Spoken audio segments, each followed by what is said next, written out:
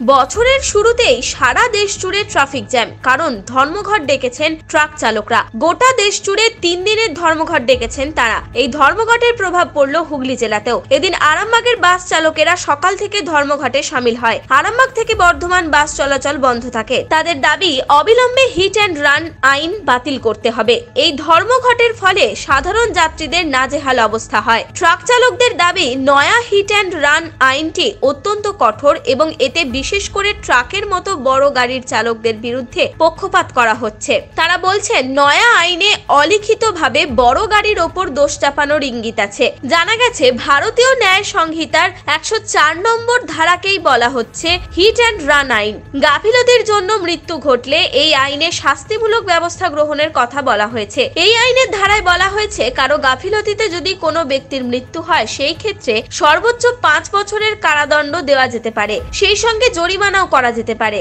আর যদি ওই ব্যক্তির মৃত্যুর পর চালক সেখান থেকে পালায় বা পুলিশ কিংবা জেলা শাসককে ঘটনার পরপরই খবর না দেয়, তাহলে শাস্তির পরিমাণ আরো বাড়বে। সেই ক্ষেত্রে 10 বছর পর্যন্ত কারাদণ্ড এবং 7 লক্ষ টাকা পর্যন্ত জরিমানা আরোপ করা যেতে পারে। এদিন কাজে বের হয়ে আরামবাগ বাস স্ট্যান্ডে দাঁড়িয়ে স্কুল শিক্ষিকা পিয়ালি দাস বলেন, আমি রোজ বাসে করে স্কুলে যাই, বর্ধমান রোডের নৈশরা স্কুলে, কিন্তু আজকে আমি বেশ কিছুক্ষণ হলো দাঁড়িয়ে আছি বাস স্ট্যান্ডে। বর্ধমানের কোনো বাস পাচ্ছি না, কিভাবে যাব বুঝতে পারছি না, প্রচন্ড অসুবিধায় পড়েছি।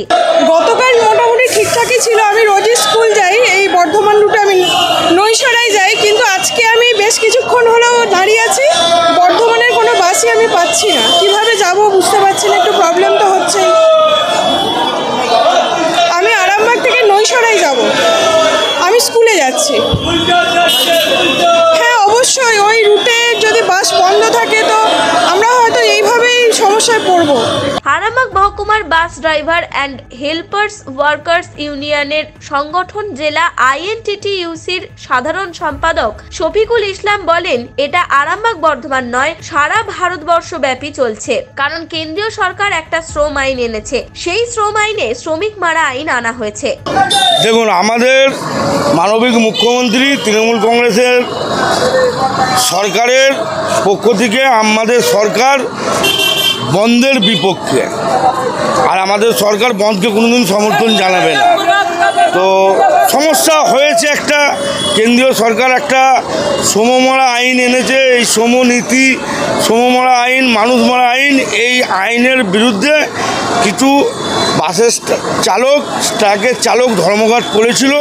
কেন্দ্রীয় সরকার তাদের ধর্মঘটের আন্দোলনের ফলে পিছু হেঁটে ওনারা আশ্বাস দিয়েছেন যে আইন এখন লাগু করা হবে না।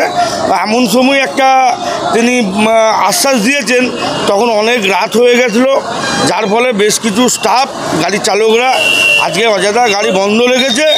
আমরা চেষ্টা করছি বিভিন্ন অ্যাঙ্গেলে খবর দিয়ে সেই বাসগুলোকে চালানোর ব্যবস্থা করছি, যাতে বাসগুলো চলে। নিউজ আজ বাংলা, আরামবাগ।